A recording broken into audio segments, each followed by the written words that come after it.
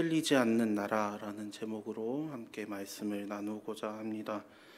지난 시간 우리는 큐레이터 다니엘의 모습을 보았습니다. 전 시간의 큐레이터처럼 느부갓네살 왕의 꿈을 하나님께 받은 지혜로 정확히 설명하고 그 모든 공을 또 하나님께 돌리는 모습이었습니다. 그는 권력 앞에서 진리를 왜곡하지 않았고 하나님의 뜻을 세상 속에 선명하게 해설하는 믿음의 통역자였습니다. 오늘 본문은 그 해석의 결론 부분입니다. 다니엘은 꿈의 의미를 밝히면서 세상의 제국들이 흥망성쇠하는 가운데에도 영원히 서는 하나님의 나라를 선포하고 있습니다. 이 장면은 단순한 역사 해석이 아닙니다. 역사의 주인이 하나님이시다라는 것을 드러내는 강력한 선언이기도 합니다. 그리고 이것은 오늘 우리의 현실에도 이어지고 있습니다. 세상은 여전히 영원할 것처럼 보이는 권력과 또 시스템을 자랑하고 있지만 우리는 역사를 통해 어떤 제국도, 어떤 경제 시스템도, 어떤 기술 문명도 영원하지 않았다라는 것을 알고 있습니다. 소련도 그러했고요. 로마도 그러했습니다. 다니엘의 이 선포는 단지 바벨론 왕을 향한 메시지가 아니라 오늘의 우리에게도 흔들리지 않는 나라를 붙들라라는 하나님의 도전이기도 합니다. 다니엘은 먼저 금머리의 의미를 설명하고 있습니다. 금머리는 바벨론 제국 그리고 느부갓네살 왕 자신을 가리키고 있습니다. 당대 바벨론은 눈부신 건축물과 군사력, 문화의 중심이었고 이 바벨론 왕의 느부갓네살 왕의 권위는 절대적이었습니다. 그런데 다니엘은 이렇게 말하고 있습니다. 하늘의 하나님이 나라와 권세와 능력과 영광을 왕에게 주셨습니다. 즉 왕이 가진 모든 것은 왕 자신의 능력이 아니라 하나님이 주셨다는 것입니다. 현대 사회에서 우리는 쉽게 내가 이 자리까지 왔다라고 생각하기도 합니다. 직장에서의 승진, 사업의 성공, 사람들의 인정. 하지만 모든 자리는 하나님의 허락이 있어야만 가능한 자리이기도 합니다. 마치 올림픽 무대에서 각 선수들이 금, 은, 동 메달을 받는 것처럼 우리 모두에게는 서로 다른 각자의 자리와 역할이 주어지기도 합니다. 하지만 그 차이는 하나님의 사랑이나 가치의 차이가 아닙니다. 그분이 각자에게 맡기신 사명과 역할의 차이일 것입니다. 중요한 것은 내가 받은 메달이 아니라 그 메달을 들고 나는 누구를 위해 달려가고 있는가입니다. 하나님은 우리가 받은 자리에서 받은 재능과 영향력을 어떻게 쓰시는지 보고 계십니다. 금메달을 받았던, 은메달을 받았던, 혹은 결승에 오르지 못했던 그 모든 자리는 하나님의 섭리 속에 있으며 그분의 영광을 위해 사용될 때 가장 빛날 것입니다. 우리가 그 사실을 잊으면 교만해지고 기억하면 겸손해집니다. 우리는 주인이 아니라 청지기입니다. 다니엘은 금머리 이후에도 계속해서 나오는 나라들을 설명하고 있습니다. 은, 놋, 철로 이어지고 있습니다. 은은 메데, 바사, 놋은 헬라, 철은 로마를 상징합니다. 흥미로운 점은 금에서 은은, 은에서 놋, 놋에서 철로 갈수록 금속의 가치는 떨어집니다. 하지만 강도와 군사력은 강해지고 있습니다. 겉으로는 더 강해 보이지만 내면의 영광과 도덕성은 점점 쇠퇴하고 있습니다. 오늘 우리 사회도 마찬가지인 것 같습니다. 스마트폰과 인터넷으로 전 세계를 연결할 수 있고 AI가 놀라운 능력을 발휘하는 시대입니다. 그런데 사람들의 마음은 더 불안해지고 우울증과 고립감은 최고치를 기록하고 있습니다. 기술이 강해질수록 오히려 내면의 평화와 관계의 깊이는 떨어질 수 있습니다. 그래서 우리는 힘을 키우는 것보다 믿음을 키워야 할 것입니다. 성공보다 성품, 성취보다 성결이 먼저라는 것입니다. 다니엘은 마지막 왕국을 철과 진흙이 섞인 발로 묘사하고 있습니다. 철은 강하고 진흙은 약합니다. 둘은 섞일 수 있지만 결코 하나가 되지 못합니다. 로마 제국이 강력했습니다.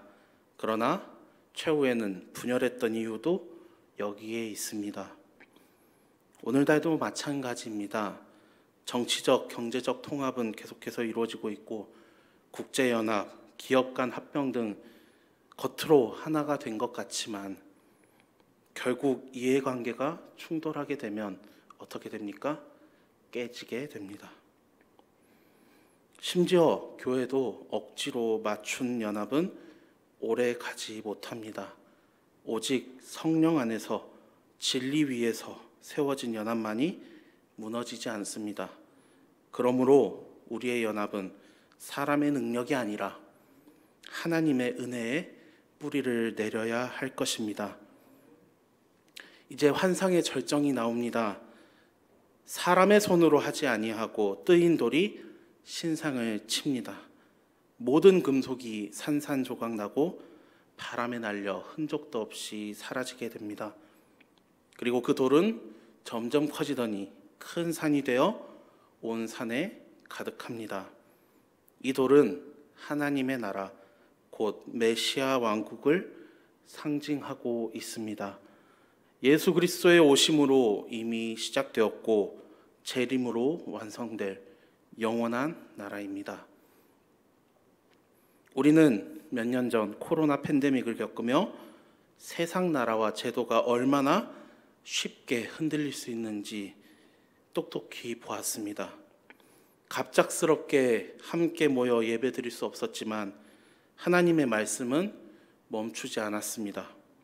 각자의 집에서 온라인으로 혹은 소규모로 모여 여전히 말씀은 선포되었고요. 찬양은 울려 퍼졌습니다. 세상의 모든 시스템이 멈춘 것 같이 보였지만 하나님의 나라는 멈추지 않았습니다. 사실 이러한 역사는 초대교회에서도 반복되고 있습니다. 사도행전을 보면 예루살렘 교회에 심한 박해가 일어나 성도들이 유대와 사마리아로 흩어졌습니다. 사람들은 이것을 위기다라고 보았습니다. 하지만 그 흩어진 자리에서 복음의 씨앗은 더 널리 퍼졌습니다. 세상이 보기엔 약해지고 흩어진 것 같아도 하나님의 나라는 더욱 확장되었던 것입니다. 그러므로 우리는 눈앞의 상황이 불리하다고 할지라도 낙심할 이유가 전혀 없습니다.